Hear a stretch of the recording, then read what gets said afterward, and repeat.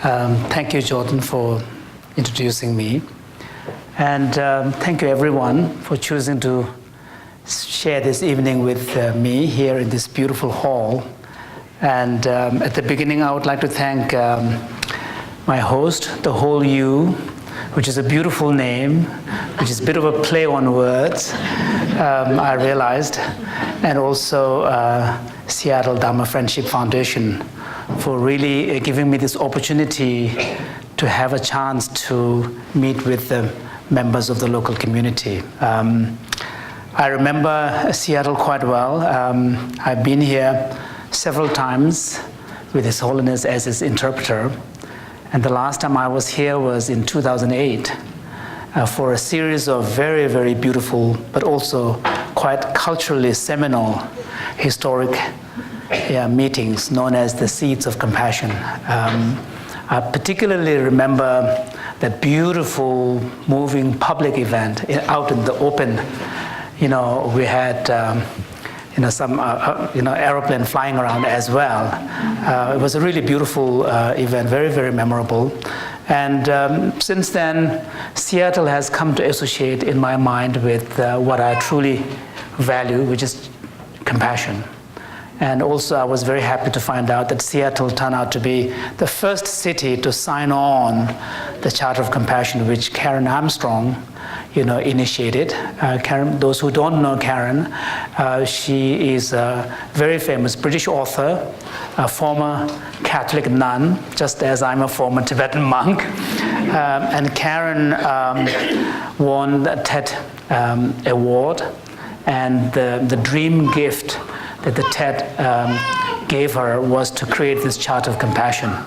And I was very happy to know Seattle was the first city to sign on. And now I think there are probably around 200 cities from all over the world that are part of that Compassionate Cities movement. So I think here in Seattle, there is something, I don't know what, maybe it's the presence of Boeing here, which connects the whole world together. Or Microsoft, which connects the whole world in a different way, or Starbucks. So whatever it is, Starbucks is a company that makes drinking coffee cool, I have 2 teenage daughters, so I know what Starbucks is. And I often argue with them. I said, why do you pay $3 or $4 for a cup of coffee from Starbucks when you can walk to the other side of the street and get for $1 from McDonald's? They says, Daddy, you don't know a thing. So anyway, I'm really happy to be here once again. Now, this time in my own personal capacity. And much of my public life really has been being the kind of, voice and medium for His Holiness. And I also see that as perhaps my greatest act of service, to be able to serve His Holiness as his principal translator for so many years. This October, it's going to be 30 years, has been the greatest privilege in my life, because I know that in my own humble capacity, I will never, even in my dream, will have the opportunity to have ability to connect with millions of people out there. But simply having that opportunity to serve Him also offers me the opportunity to serve a much larger group of people. So it's been a real privilege. And one of the things I've always wanted to do, ever since I began serving Him, was to really try to see one of these days, maybe I could do something, in the form of bringing a kind of a much sharper focus on His message of compassion. He has traveled extensively all around the world for more than 4 decades now. He began traveling internationally in 1973. In addition to the message of peace, the other powerful message that he brings across the world is the message of compassion. And His Holiness has been a strong advocate of compassion for a long, long time. And he's probably one of the very, very early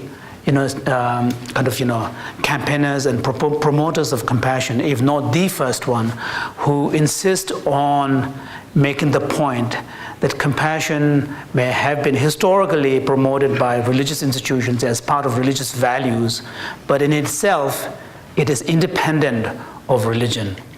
Compassion and the fundamental values like forgiveness, tolerance, acceptance, and so on are really much, best understood as values that are inherent to basic human condition and sentiments that are part of our human existence rather than something that we have acquired through socialization, acculturation, or through religious teaching. And one of the things that he has really dedicated his life is to really promote this idea that we could develop a robust discourse on understanding these fundamental values in a way that speaks directly to human experience, that does not require being tied to any particular framework of a culture or religion or philosophy, and he has been he has worked very hard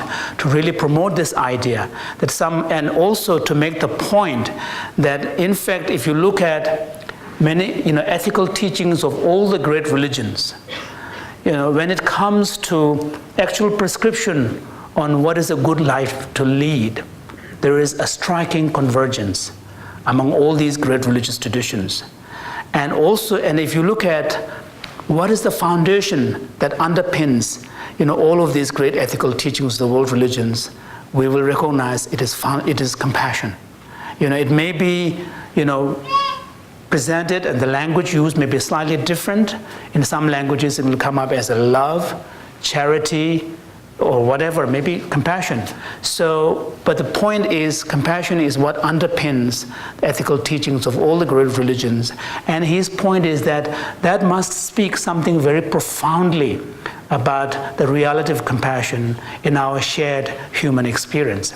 And I think this, I have always felt that this is a message that is so important and that really needs to be driven home and brought to the larger world.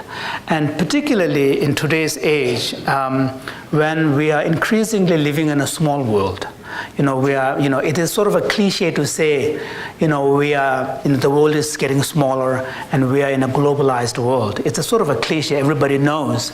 But what people, don't pay enough attention to is what would that mean in terms of our thinking about the world, in terms of our perception about people from other backgrounds, other religion, other cultures, and what kind of skills that we may have to emphasize that allow us and the future generation to live in such a pluralistic world where the plurality are all coming together. And in one of His Holiness's books, he has made the point that one of the greatest challenges of the 21st century is going to be peaceful coexistence. Because cultures, languages, ideologies, and religions are going to increasingly come together. And we will have to equip, and the younger generation particularly, and learn ourselves a way of being in a world that takes that reality into account. And here too, taking more seriously our fundamental nature of compassionate instinct is going to be the key. So, and in my own personal life, having grown up as a Tibetan refugee child in India, my parents left in the middle of 1959, soon after, towards the end of 1959, soon after His Holiness the Dalai Lama escaped to India. And although I was born in Tibet towards the end of 58, I have no memory of Tibet. I was put in a boarding school like many Tibetans of my age, because the parents have to work, and the only work that they could do without speaking the language of country, India, was to do manual work. And the most available work that the many Tibetans found was the construction of road, because all of a sudden now India had, thousands of kilometers between Tibet and India. They needed to be guarded militarily, which meant you have to build militarily motorizable road going all the way up to the border, and it's all high altitude road building. And my parents, like many other Tibetans of their generation, ended up working on these road constructions, which meant that young children could not be dragged along with them. And we were put in boarding schools. So I went to boarding school at the age of 4.5. And very soon, once I started becoming more kind of aware, and as you grow older, you come to know more. I realized that actually, we were living on the charity of other people. The school that I was going to was funded by Save the Children's Fund, which is a British charity. Again, contributions from thousands of ordinary people, and the clothes that we were wearing, and all of this. So the compassion of other people had played a very real role in my growing up. And also, having been brought up in traditional Tibetan Buddhist culture, compassion was also very, very central to everyday consciousness of our spiritual experience.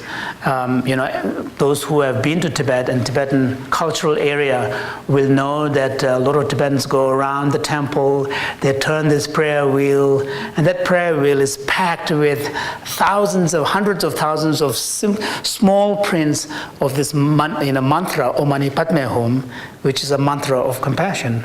And the idea is when you turn it around, every time you turn it around, because there are so many multiple repetitions of the mantra, and you get the equal karma of repeating that many times. So that's the idea. And then, of course, the most important visible cultural icon that Tibetan children grow up being aware of all the time is the figure of His Holiness the Dalai Lama. His presence is very real in the consciousness of Tibetan people, even children, and he is the personification of compassion. So compassion as a value was very dominant in our thinking. In my own personal life, it was very real. But when I finished my monastic university studies, I had the opportunity to go to Cambridge, and by that time I had already started to interpret for His Holiness. I began my service for him in '85, more of a coincidence, accidentally. Then in '89, I had the opportunity to go and study at Cambridge, so I chose to do philosophy, which is in Cambridge is one of those places where you can just do pure philosophy for 3 years. But one thing that really struck me was how unwilling many educated people were to really recognize that there are truly selfless, compassionate acts. There was quite a widespread belief that behind every human action, the ultimate reason has to be somehow related to some kind of self-benefit and self-interest. And this really intrigued me, and then I started digging deeper. I became, exposed to the Darwinian evolutionary theory and how this survival of the fittest is a very, very important kind of, I would call it ideology, actually, and how pursuit of self-interest is recognized as the fundamental drive which manifests in competition, and competition and pursuit of self-interest are the two drivers that shape human evolution as well as human behavior. And that was the standard official theory. And that was basically the story of who we were as species. And in a way, people have fancy words for these kind of concepts. They call it concept of theory of human nature.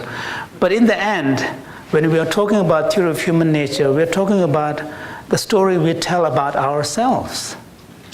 It's essentially a story that we tell about who we are. And the official story that we were telling about who we are basically says that we are self-serving creatures, who manifest this impulse through competitiveness and survival of the fittest.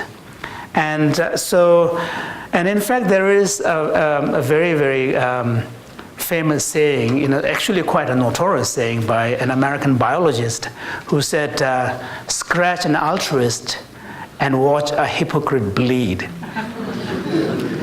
I mean, that sort of captures the idea that, it was so powerful, this idea. And in fact, our whole economic system is really built on this idea that we are profit maximizers.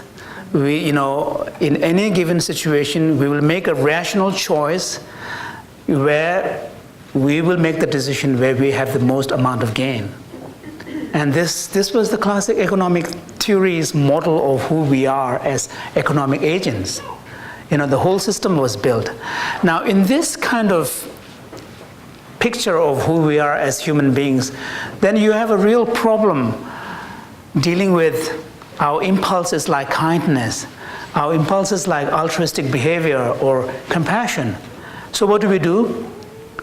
Okay, we either relegate them into the religious domain. Okay, say that these are religious values, and if you're religious, it's wonderful, you get inspired, but these are religious values, and if you're not religious, they don't matter to me. So that's one way of relegating it. The other way of relegating it is to put it in an informal domain where we expect these kind of impulses to be expressed in a small area, like our family context. A parent is expected to be kind to their children. Children are expected to be kind to each other. So we relegate into an informal area, but when it comes to the larger society, we don't really expect that kind of impulses to have a key role to play. Now, where we do bring that element in, then we bring it in as a kind of a restraint to what is otherwise this beastly human instinct, which is a pursuit of self-interest and survival of the fittest. And so these values like compassion and altruism and kindness become part of a restraining factor that we need to bring in so that we rein in these kind of other impulses that might otherwise lead to all sorts of stuff. And that was, for me, quite an intriguing experience. I remember having, and I tell that story in my book, I remember having heated arguments with my fellow Cambridge students, saying that this is a weird idea, actually, and people who are brought up in this culture, they don't realize how weird this idea is. Because you take it for granted, it's part of the official story. But for someone coming from outside, this is a really weird idea. And then when I would cite the example of someone like Mother Teresa, and the Cambridge students are very smart. It's not easy to get into Cambridge. In fact, they are so smart. There's this thing called the fifth week syndrome, which is because when Cambridge undergraduates first come in, they are coming from many different places, schools where they were used to being the brightest and the best and the special. They all come together in Cambridge. And by the fifth week, they're depressed because they realize they're an average. Everybody else is like them. So anyway, the Cambridge students are very smart. So when I would cite example of someone like Mother Teresa, they would argue back saying, well, even in the case of Mother Teresa, there must be something in it for her. Otherwise, why would she doing it? And so these kind of arguments are quite interesting. And that was one of the things that really disturbed me a little. And I sort of started thinking about, how can we bring compassion into a kind of into a discourse where we can somehow rise above this very powerful ideology of, that sees human nature primarily in terms of this pursuit of self-interest and competition.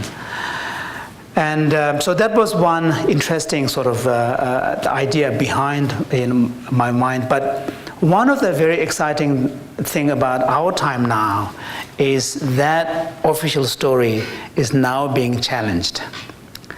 To some extent, probably as a result of different ideas coming together.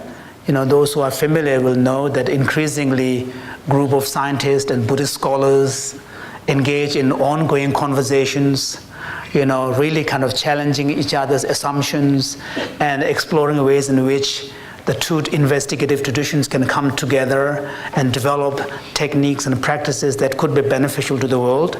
Mindfulness is now very widespread, but mindfulness is one of those products that came out of that interface of Buddhist ideas and insights and practices on the one side, and rigors of science and clinical applications on the other. So that might be one important cultural factor. But the most important influence that has really led to this kind of rethinking of human nature really has come from the non-human primate studies. Non-human primate studies have demonstrated that some rudimentary form of empathy is even found in animals, in the apes. Some of you might have seen this image of two young chimps, fighting juveniles, and one of them loses badly, and another one comes over and gives him a hug and consoles him. Now, consolation is a very sophisticated emotion. You have to first understand the situation, you have to empathize with it, and then you have to respond to the need of that person, that chimp that has just lost.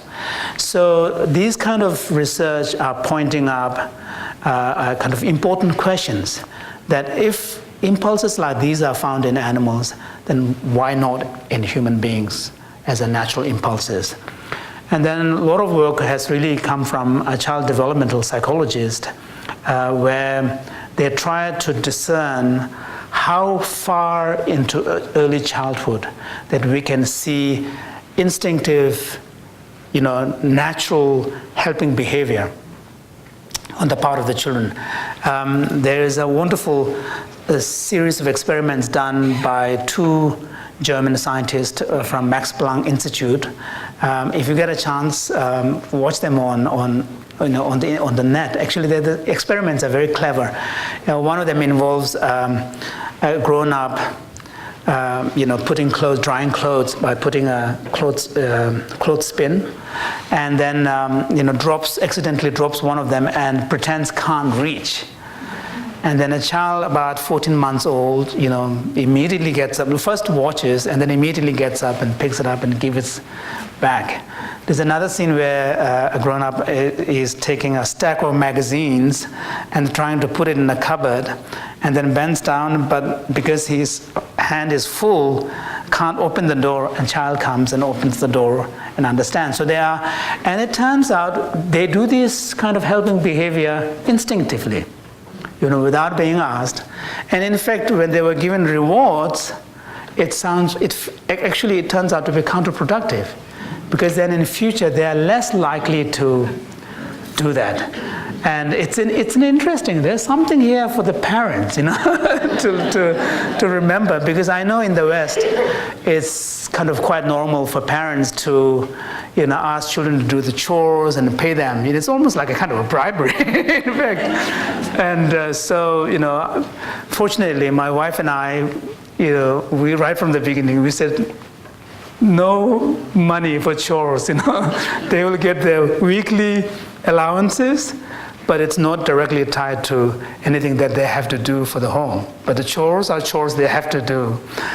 So those kind of work. And then one very remarkable set of research was done with children very, very young age, 3 to 4 months old. Now they're pre-verbal. They can't move, autonomously. So they're sitting, and then they are shown video images of cartoon characters.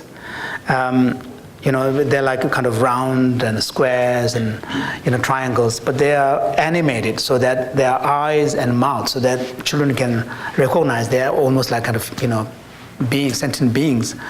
And there's a scene where there's one object that's trying to go up this hill and keeps falling back and tries to go up, and another object comes behind and gives it a push that helps it to get over. In another scene, this object does the same thing, but now instead of someone helping from behind and pushing it up, another one comes from the top and knocks it down. So there's a hindering behavior, And children inevitably shows much greater preference for the helping behavior. Now these are children very, very, very young. The scientists have a way of tracking their eyes, and one of the things is that they make them choose which toy they want afterwards. So, you know, and clearly, you know, these are very, very powerful impulses. You know, and so, as the Buddhists have argued, that these traits are inborn, innate. These are not learned behavior, and which now increasingly science is proving. So all of these are beginning to really open up this big debate about, you know, how do we conceive ourselves, our species. So the human nature, and at least I think the biologists and evolutionary scientists are forced to rethink, you know, how can we now reimagine our conception of human nature so that there is a robust place for this other side of our character, the nurturing, the caring impulses. And in fact, you know, some economists have developed, you know, games, you know, they do economic games and models computer simulations. And when the cooperative games, the only principle that is allowed, put in is pure self-interest, the cooperation doesn't last very long. After a couple of rounds, when it's played by many people, the whole thing breaks down. Now, if they introduce another variable, which is what they call altruistic punishment, which sounds almost like oxymoron, you know? But the point here is that when you give some players the opportunity to punish a cheater at some cost to himself, so this involves giving money, then this person who is doing this is actually individually suffering a loss, but it is promoting the well-being of the group. So when you allow that possibility, then the cooperation becomes much more sustained over long periods of time. And so clearly, even to explain the evolution of large-scale human cooperation and society, it seems to be clear that pure pursuit of pure self-interest just doesn't work. So all of this, I think, is really good news, and of course, these have, you know, these kind of changes are now coming together with also beginnings of kind of, you know, contemplative practices that are being brought from the Buddhist tradition to help us, you know, in some sense, exercise these natural muscles so that we can develop them and we can make them more, you know, active in our life. So I think all of this is really pointing to a time when I think people are, and also as a society and individually, we are at a time, and I believe that, you know, compassion is going to make a big way.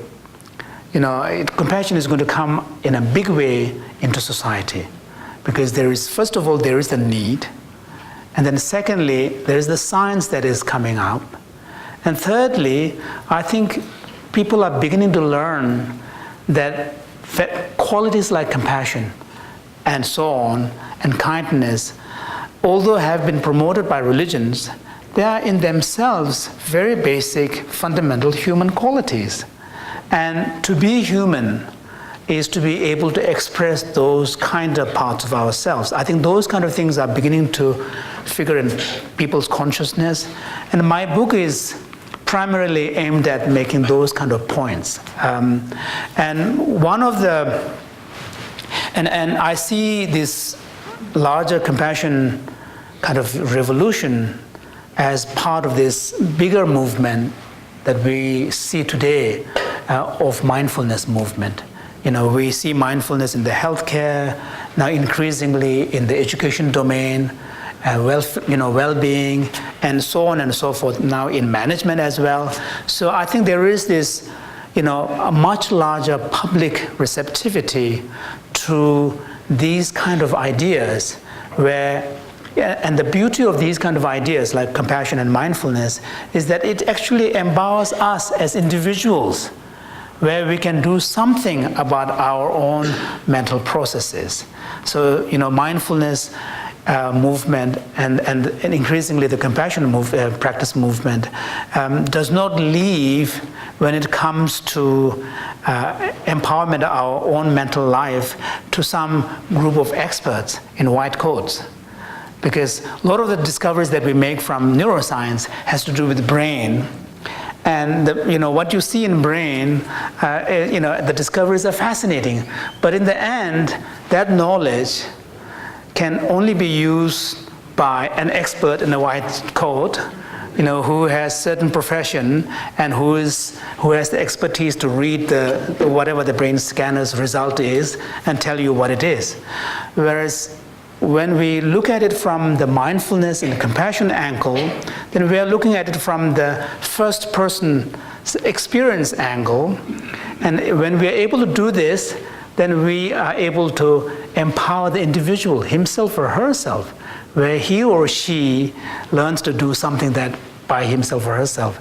And that, I think, is also very beautiful, because then we in the end, I genuinely believe this very important, teaching that the Buddha gave, that, with our mind, we create our own world.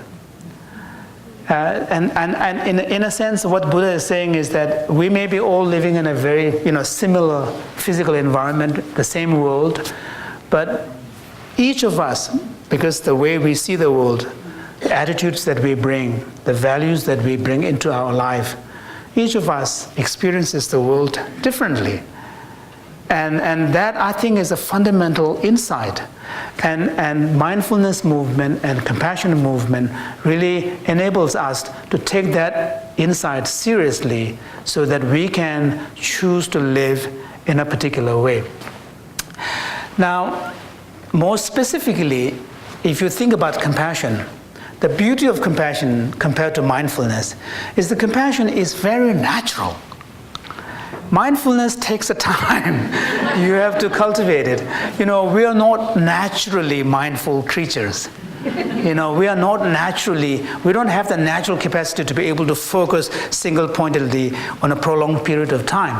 We are distracted creatures, and there's a reason for this, because, evolutionarily speaking, we have to constantly be on guard. So mindfulness is something that we have to cultivate. And of course, you can get it, if you practice. But compassion is very natural. Compassion is part of our natural instinct. And anyone who has been a parent will know from their gut experience what it feels like to love a child. In that, moment of experience, your focus is completely the other. And your energy is to completely be there and do what is required. And that, in a nutshell, is what compassion is. There is a total focus on the other's need and other's well-being. There is almost a sort of a total, being in sync with that energy and being able to respond without having to think consciously. And so we know what it feels like. And, all of us have friends that we love, we care. We have people with intimate connections and relations. So we know what it feels like to be compassionate. And it's the expression of that nurturing, caring instinct. And most of us are even able to extend this to a total stranger, when the total stranger in front of us is in extreme pain, screaming, lying down, and crouched and sort of cramped up. Most of us, it doesn't really matter who that person is in front of us. We are able to feel that, understand that situation. We really cut through all the categorizations of, this color, this ethnicity, that ethnicity, this religion, that religion, this linguistic community member, that linguistic community member. When confronted with the situation of an acute pain and suffering, most of us have this ability to just cut through all of this and connect with that person at this very fundamental level of human reality, which is the experience of pain. And in the Buddhist tradition, in fact, sentient being is defined as an organism that has the capacity to experience pain. So pain and suffering is a fundamental characteristic of who we are as sentient.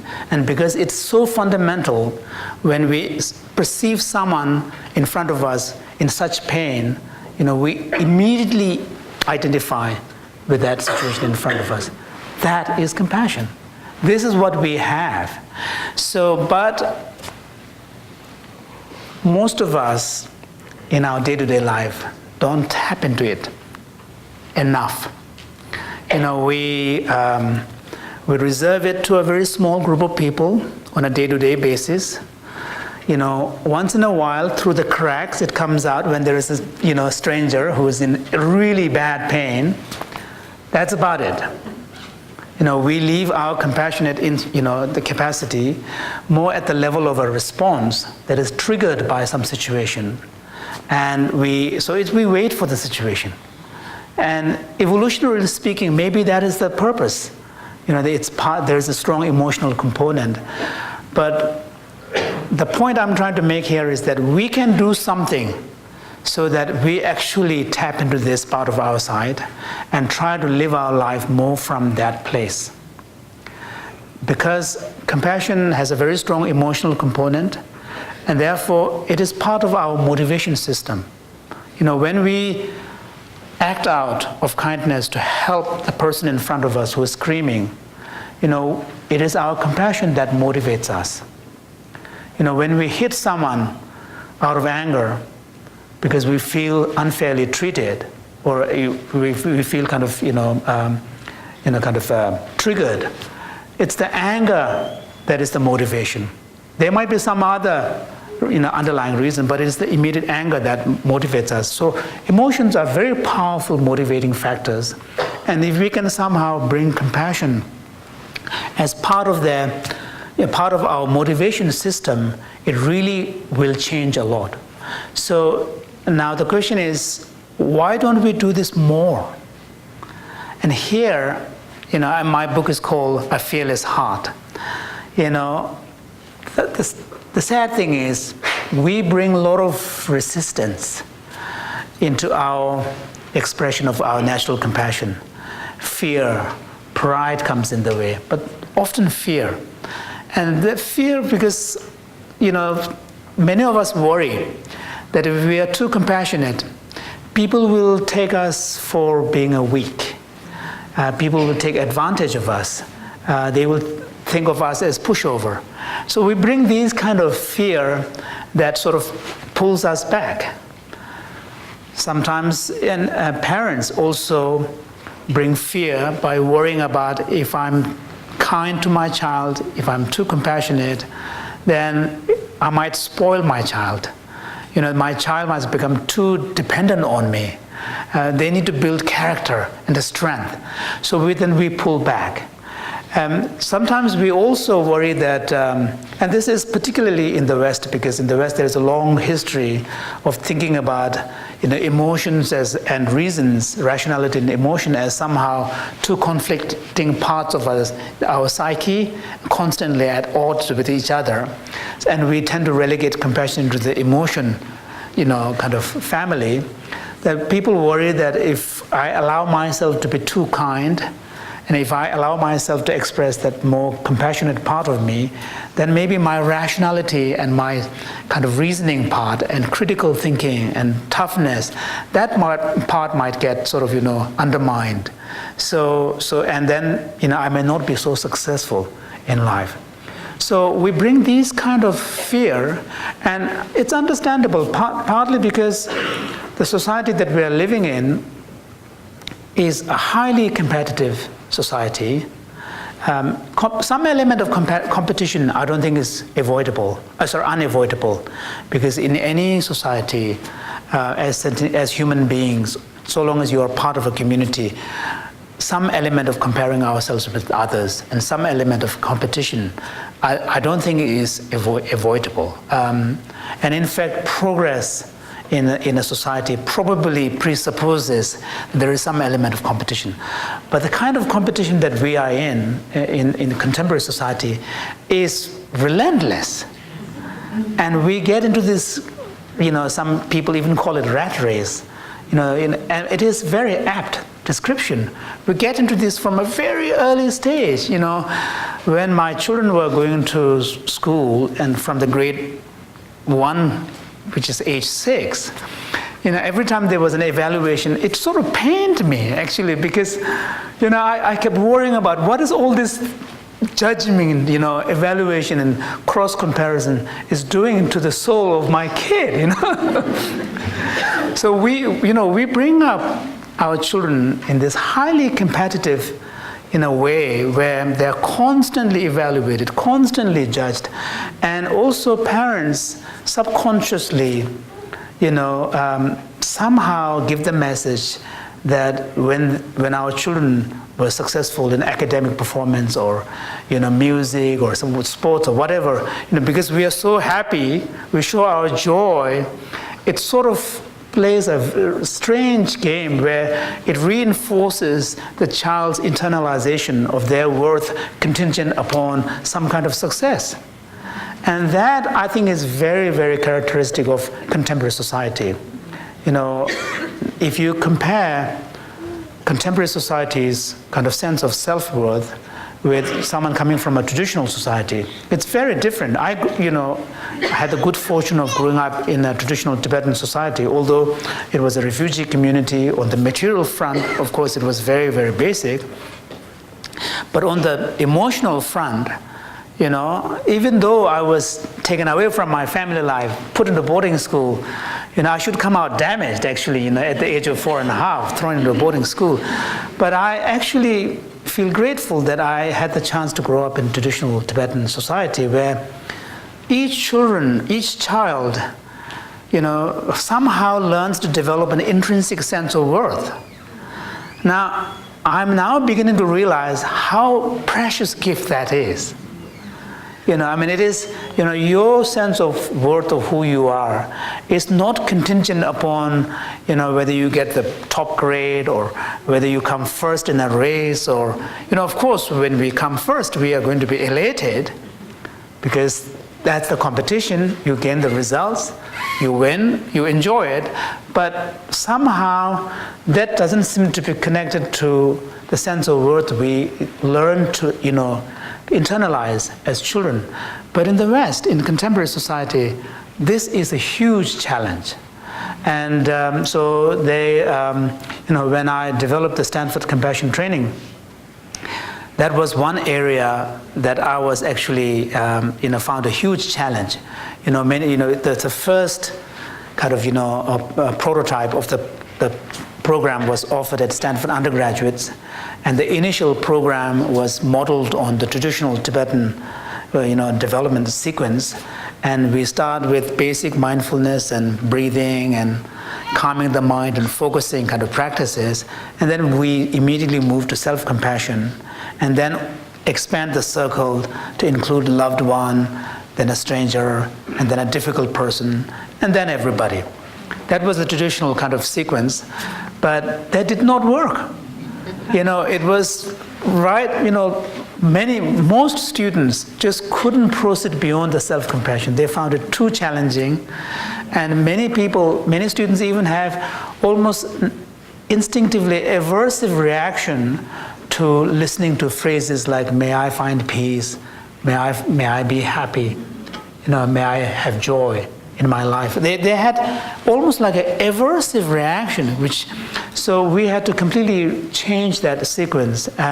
So I think part of that has to do with, having learned from a young age to somehow make our own sense of worth conditional upon some external criteria of success. And I think this highly competitive cultural environment really, I think, this is my speculation, probably makes us internalize some kind of defense self-protection mechanism quite early in our life.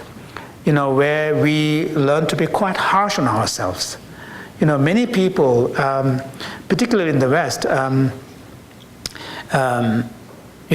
coming from the Christian heritage, are very kind and compassionate naturally, because one of the most important values and messages coming from the New Testament is the message of mercy and the message of forgiveness and the message of compassion. That's very, very powerful in the Christian heritage, and it's not an accident that many of the great charitable work in the third world countries are done primarily by Christian missions. I don't think it's a coincidence. I think there is a reason, because the charity and compassion has very, very deep roots in the Christian kind of teaching and the Christian kind of consciousness. So a lot of people in the West, and particularly America, if you look at the statistics and data of most charitable giving across the world, America comes on top. And I think this is important to know, because sometimes Americans, particularly more left-leaning type, have a kind of a self-image. Oh, we are such bullies in the world. Everybody hates us. We are kind of unmindful. But there's also a beautiful side of America. America is when it comes to personal charitable giving, America really comes way above many other Western nations. Now, some of the members of the other nations might say, oh, well, because America doesn't tax enough and we pay so much tax. And I'm sure there is a lot of arguments. I brought this up to with my father-in-law. My wife is French-Canadian. And it turned, on that study, actually, Quebec came pretty bad. And at one of the dinner tables in the conversation, I said to my father-in-law, who's a doctor, I said, well, it's quite embarrassing to see this and know that, I'm a Quebecois. And he said, no, Jinpa, you don't realize we pay so much tax, and the Americans pay not enough tax. But whatever that may be the case, but many of these charitable givings in the States are done by ordinary people. So in the West in general, and particularly in America, people have this natural capacity to be kind and helpful. But where there is a challenge is the self-compassion. So I think that has more to do with the highly competitive nature of society. And in the long run, if you don't sort out this self-to-self relation, having the ability to be more kind to yourself, having the ability to legitimately feel comfortable that your aspirations are legitimate. And if you have, at some fundamental level, a sense of alienation from yourself, even though you might be very charitable, instinctively kind, that kind of kindness and compassionate behavior, it's very difficult to sustain over a long period of time. And so often what happens is that people who are outward looking, they help a lot of people, but when they are lacking something in their own self-to-self relationship, then at some point they feel exhausted, burned out, and also at some point they feel, if things don't go the way they expect, and if the reception on the other part is, not positive, then you feel betrayed. And then you might, in fact, end up having more bitterness in that kind of dynamic of relationship.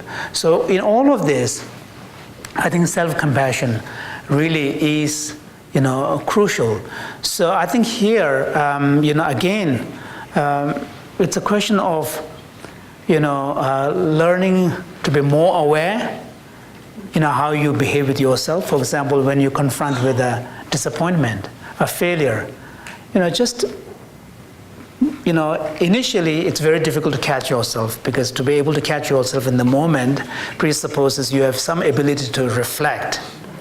But that comes through training, that comes through, habituation. So initially you may not be able to catch yourself, but then once the situation is already over, then it's helpful to reflect. How did I react to that situation? Did I wallow in self-pity and sort of cooped up?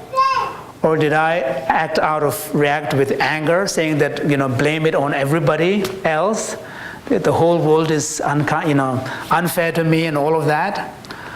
Or is there a more constructive way of relating to this, where I can bring kindness and compassion?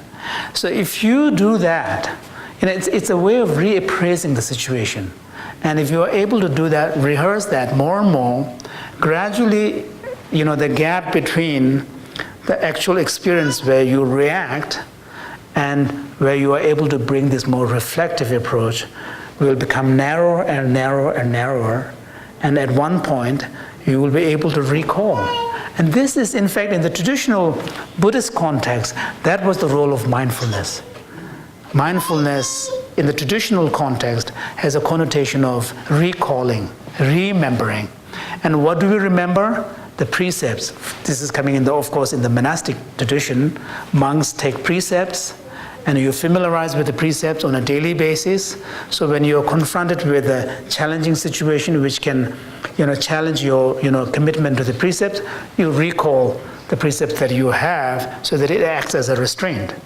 So that's how mindfulness was supposed to work in the traditional Buddhist context. Of course, now we're using it in a completely different purpose. But similarly here, if we are able to bring more awareness. Now, initially we are able to bring awareness only subsequently, after the fact. But as you do more and more, then you will be able to bring it closer and closer to the actual reaction. And there will come a point where, you will be able to step back. And you don't have to take a minute or two. It's only like one moment of a breathing time. Simply taking the breath, a longer breath, that changes everything. And that could save so much trouble down the line. And it sounds very simple, but it has huge implications.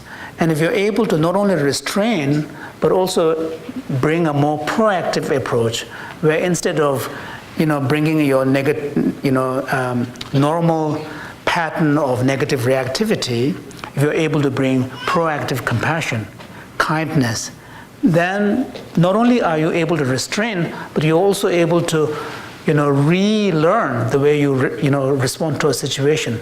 So this is, and these are things that really, are promises that mental practices like mindfulness and compassion really holds. In the end, the individual himself or herself stand to gain. And also there is now a tremendous amount of research showing that, in fact, even when it comes to personal happiness, compassion really is the key. Now, this sounds paradoxical because when we think about compassion, we think about someone's suffering, someone's problem, and we have to make room in our heart for that person's problem. And we will be taking more misery, and it should make us more miserable. But it turns out, actually, when we open our heart and able to respond to another person's problem with compassion, we ourselves gain. Now, there is, the scientists talk about helpers high. And this is actually, they mean this euphoric sense. And there's a chemical that, gets activated when you feel kind of high and happy. And they have noticed that people who act out of kindness and help others, they experience this surge of chemical in their brain, indicating that they're actually, enjoying this. Now, this seems weird, but on the other hand, if you think about it, it makes perfect sense. Because one of the things that happens when you are able to open your heart and connect with someone out of compassion, at that moment, you have been able to forget yourself. And when we are able to forget ourselves, then we allow joy to come up. Because most of the time, it is our own self-consciousness that comes in the way of experiencing joy.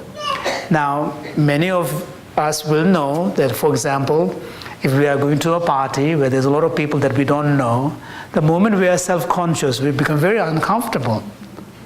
But if we are able to let go of that self-consciousness and be part of that energy, you enjoy it.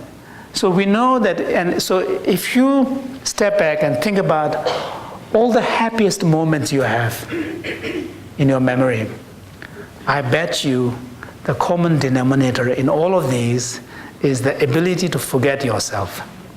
Now that is interesting because, it's almost like a paradox. In order to find personal joy, somehow we have to forget ourselves.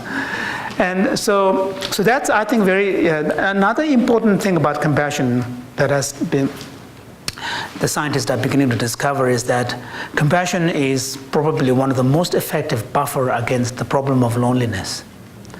And loneliness is increasingly becoming a major issue in our time. There was this very sad statistic data that came out a couple of years ago that it says that in the United States, 1 in 5 or 1 in 4 people say that they don't have someone that they can share, their thoughts and problems. And, many people, something like 25% of the population feel lonely at least once or twice a week. So loneliness is increasingly becoming a problem. But when you are able to allow your heart, open it, and then feel compassion for someone, the key component of compassion is the ability to identify with someone, to connect with someone. So in that kind of experience, there's no room for loneliness, because loneliness normally arises when you feel some degree of alienation at some level. You don't feel somehow you belong. You feel kind of slightly outside. And loneliness is one of those weird things where, you have a view of yourself looked at from outside. It's this kind of aloneness, almost like a kind of an entity on its own. And so when you feel compassion, in some sense you are in sync with the other person. And we shouldn't confuse loneliness with being alone. Someone can be completely alone like a hermit, but feel totally connected with the universe. And this is one of the main idea behind the mystical experiences.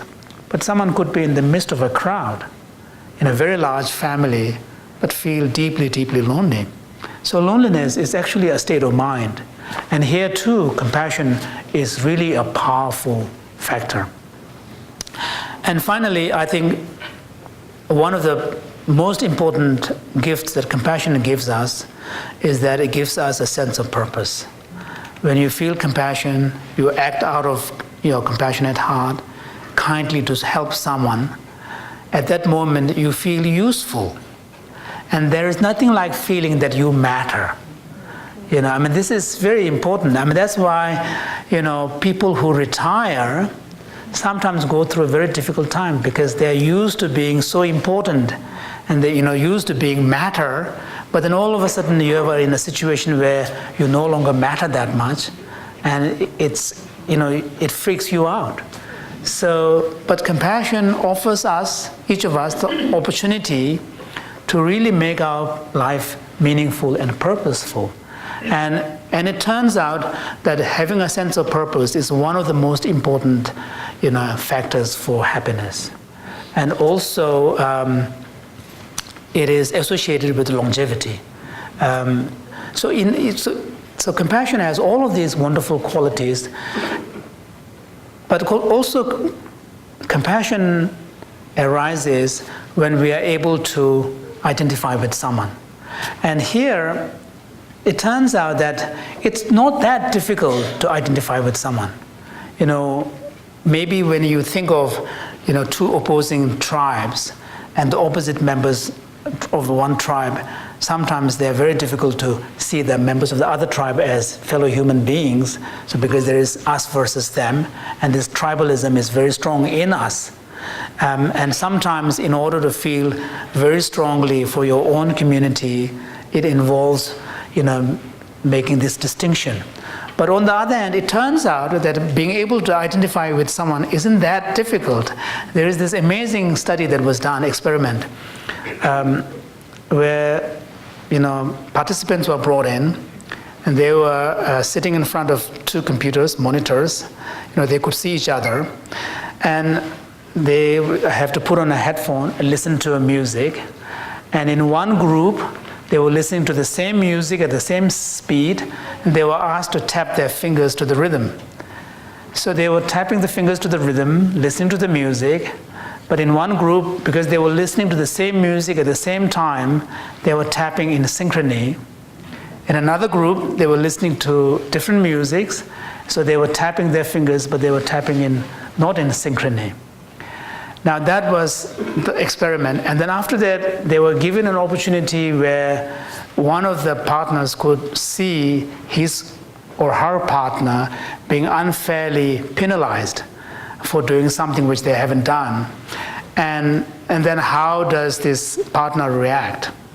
And they were also asked to rate how much they liked the other person, and so on. There are many questions asked. Amazingly, those members who were in the group where they tapped in the synchrony, they were much more likely to empathize this unfair treatment. And they also rated liking the other person much more. I mean, that was the only difference. It's just that, tapping in synchrony.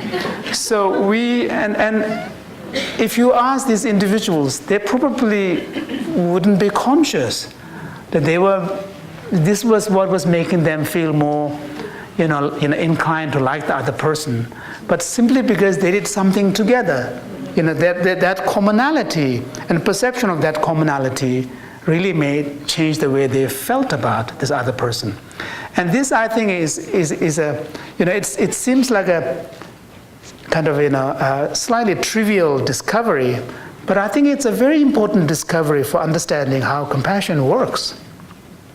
If compassion requires an ability to identify with someone, and then if simple identification with someone can lead to liking that person and being more disposed to help, then clearly it suggests the possibility that we can learn to develop compassion for anybody. Because we can think about, at least at the fundamental level, all of us want to be happy, none of us want to suffer. That is a fundamental reality. And this is why the Buddhist-derived meditation, where we use this mantra, just like me, he wants to be happy. Just like me, she doesn't want a problem, is proving to be so powerful. It's a very simple exercise, but the fact that we are willing to allow ourselves to see the commonality with this other person, who may be completely different ethnic background, we learn to identify, and then once we're able to identify with this other person, then it opens up the whole possibility of responding with compassion. So here, I think our perception and our attitude, our perception shapes our attitudes, and our attitudes shapes our emotional, responses, and our emotions shapes our behavior. So there is, at least in theory, the basis for a real transformation here, where we can change the way we think about others, and we change the way we feel about others, and then we change the way we behave in relation to the others. That, in a nutshell, is the message of compassion training. Now, I have really kind of gone here and there and brought a lot of things together, but those who are more interested in delving deeper into what does compassion and cultivation training involve, there are, it turns out, actually quite a number of instructors here in this area. I met a lot of them in the Northwest area. This is also a part of Northwest, isn't it? Yeah, so I was in Portland, and I met with a group of them there. And I think there are also some locally here in the Seattle area who have been trained in the Stanford compassion training. I know one is here, Donna, and then, yeah. So who else is here? Oh, can you all stand up so that... Wow. Oh, so there's quite a lot, okay? So, and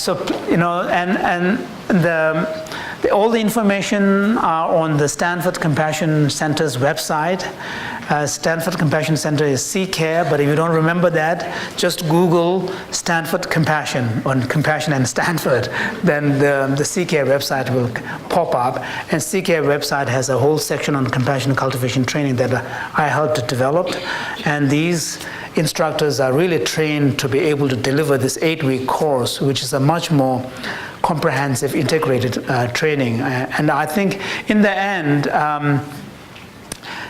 His Holiness always says that people often think that compassion is good for others, but not necessarily good for yourself. But he says the actual fact is the first beneficiary of your experience of compassion is yourself. Now, whether or not your compassion leads to real benefit to others depends on many other factors. But when you experience compassion, that is real for you, and you are the first beneficiary. I think that is a very, very profound, advice. So we're going to have question and answers, but let me read just a very, very short passage from my book, because this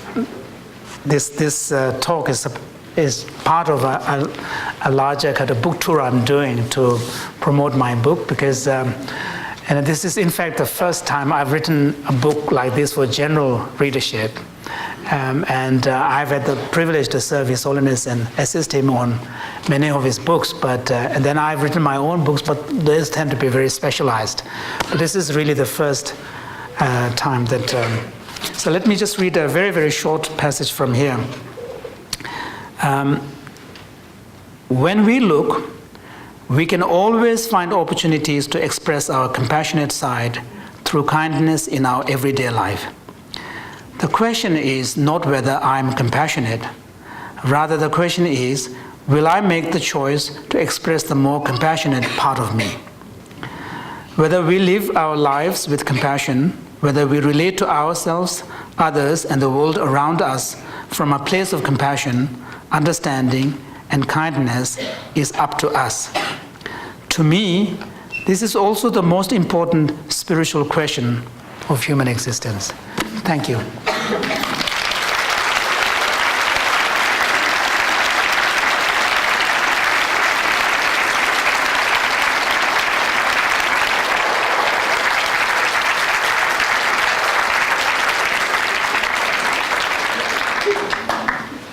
So there are microphones over there on the two sides, so please feel free to ask questions. Yeah, you can shout, yeah. When you said you were not successful with the Stanford students because it was very hard for them to start with self-compassion. Yes. That's a problem in the West. How did you reshape the course? Yes. And did it work? Yes. It must have. Definitely, yeah. Well, what we did was we changed the sequence. So after having learned the basic skills of quieting the mind and learning to focus and developing some meta-awareness to observe what's going on in your mind and so on, then instead of going to self-compassion, we went straight to compassion and loving kindness for a loved one. And then, because that's something that we normally naturally feel, and we use that as a way of learning to recognize what it feels like, at our heart or in our gut or whatever it is. And then, gently make the point that if we can do this to others, we can also do this to ourselves. So then the self-compassion becomes a matter of turning that, kind of impulse of kindness and understanding to our own situation. So then it worked. Yeah. Thank you. Yes? Good evening, and thank you for coming. Thank you. So, can you speak about the difference between pity and compassion? Yes, thank you for that question. The way I understand it is that pity involves some element of looking down, feeling sorry, and there is an assumed sense of superiority of yourself. Whereas compassion is in some sense more egalitarian, where you recognize the sameness of the fundamental condition that just like me, this person too wishes to be happy and do not want suffering.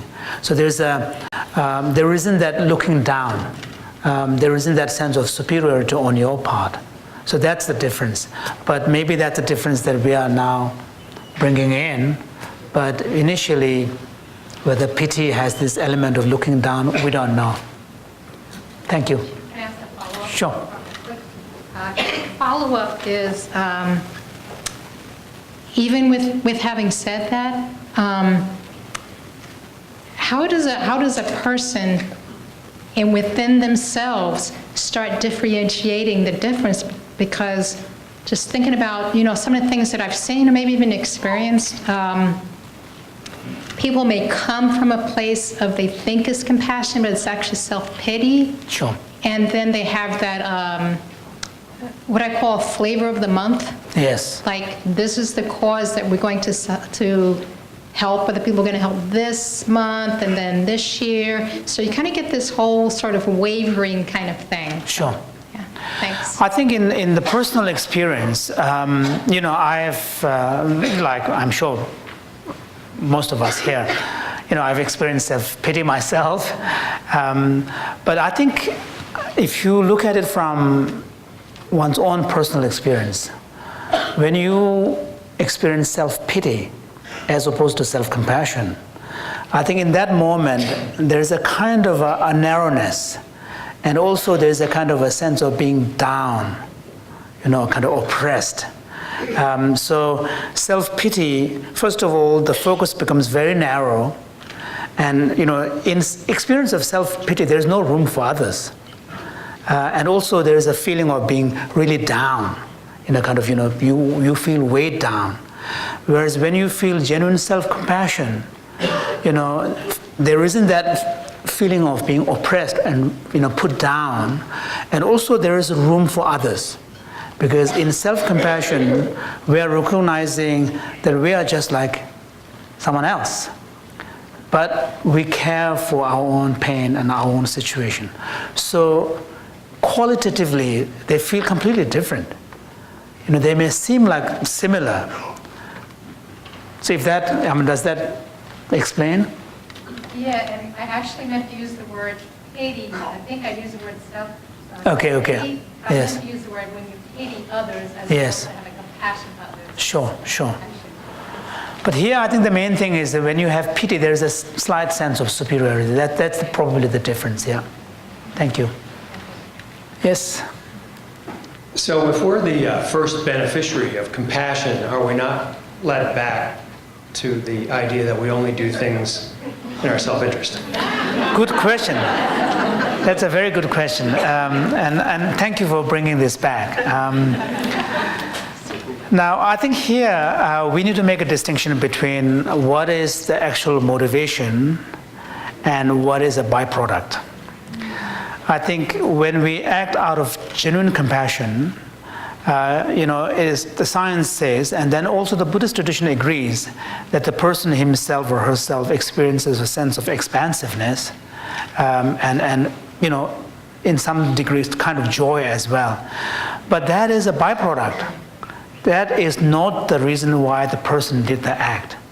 So I think here, I remember having, many years ago at Stanford Compassion Center, the first conference we put on was about agreeing or not agreeing, but trying to come to terms with the consensus on general definitions of the key terms like compassion, altruism, kindness, empathy, and, all of these key terms and constructs.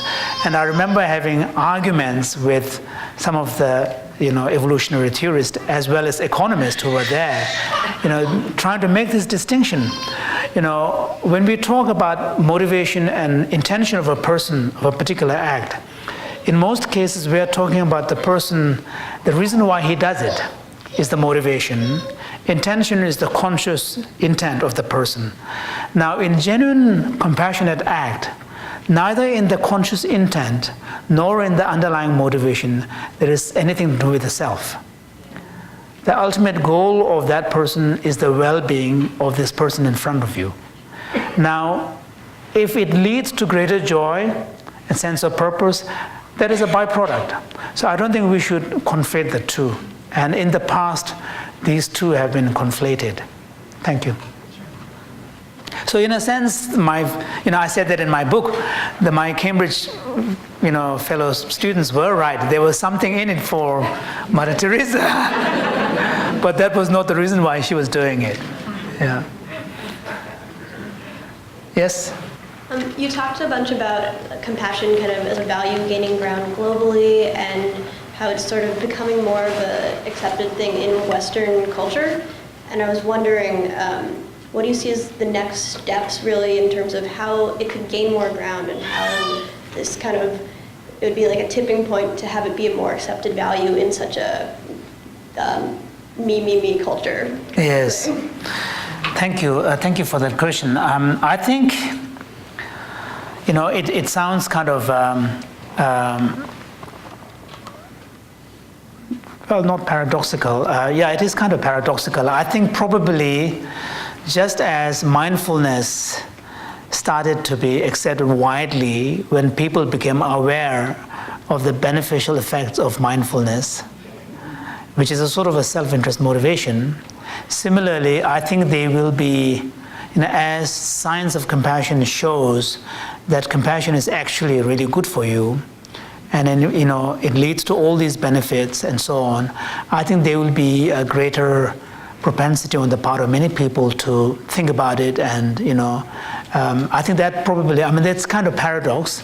We need the self-interest angle to somehow promote, which is essentially an other regarding state of mind. I think will be one important part. Thank you. I'd like to know, with the situation that we have going on in this country right now, very much in the press, between police force and citizens, I would like to know if you're aware of any police force, either here in the US or elsewhere, that has actually used compassion training to try and promote a better approach to policing. Thank you for that question, but it is, I'm a Canadian, so I live on the other side of the border, the northern side of the border. This reminds me of something. Many years ago, I was having a dinner at an American friend's place, and she has a small child, so there was a sort of one of those maps where you have the important landmarks in three-dimensional images, so there was a beautiful map, and then there was on the top, it was just an icy sheet, and it was written Canada.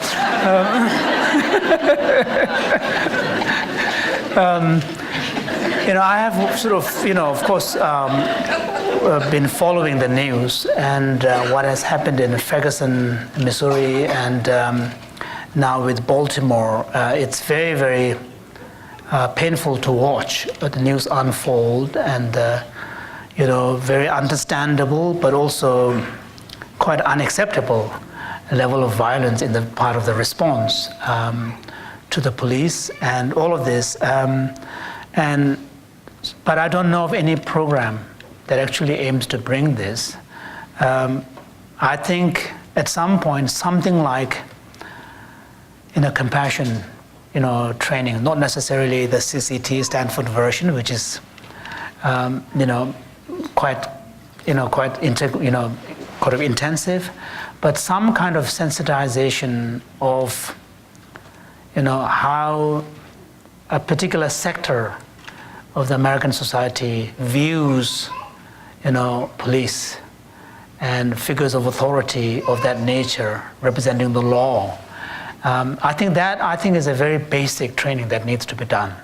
There needs to be some greater awareness and sensitivity on the part of people in the position of power and representing the law, and how other people, those who are somehow, for whatever reason, feeling discriminated against and marginalized, perceive and see these figures. I think is going to be very important, and I just hope that this tragic experience of Ferguson and Baltimore will lead to a kind of a soul searching and also some kind of rethinking of how, what is the most skillful way of policing. Because in the end, the bottom line is a peaceful, secure city and peaceful, secure community. And if you can get it, if you can achieve that objective by being less assertive and aggressive in policing, all the better. I was actually horrified when I saw the scenes where the American policemen were all geared up in military, almost like Marines, that was pretty scary scene. So I just hope that this will lead to a much larger cultural conversation and, kind of soul searching and thinking. Me too. Thank you. Do you mind, sorry, I just wanted to add to that because I actually have a response to that gentleman's question. So there is a program, and it was developed by a gentleman, it's developed by a number of people through a collaboration between Hillsborough Police Department in Oregon, actually, and psychologists at Pacific University and a number of yoga teachers. It actually started in 2007, and then it was implemented, and then they're doing some dissemination right now. Oh, wonderful. But around 2013, and actually police departments have a big investment in doing this kind of work. So it's actually developed in response to incredibly high numbers of first responder and particularly police department, high rates of suicide and mental health problems and substance use and intimate partner violence. And so they developed this program in response to those things directly for people that are police officers. But then we can see that there are pretty direct connections between aggression and impulse control and all of those things that are implicated in Baltimore and any number of police incidents that we know about over the past year in particular, but have been going on. So anyways, the person, if anybody's interested, Richard Gerling is the police, he's not the chief, but he's some important person in Hillsborough. And actually Toronto City of Toronto and suburbs has taken it up as something that they want to implement with their police departments. There was an article in Mindful magazine, which is, people can probably look up there. Oh, thank you. Program. It's called mindfulness-based resilience training, maybe, or I think that's what it is. But anyways, I hope Thank you. Thank you for sharing that. Thank you. So we're going to have to end now. But we wanted to save a little time for the book signing. Okay. So they're going to, the U Bookstore is going to come in here, and Geshe Jinpa will sign copies of his book here if you'd like to purchase a copy. Also, please don't forget about the UW Nepalese Student Association. They're out in the lobby, and you can support the relief efforts in Nepal. And I'd just like to dedicate the merit of this evening's talk to the healing of all sentient beings. May all beings be happy. Thank you. Thank you.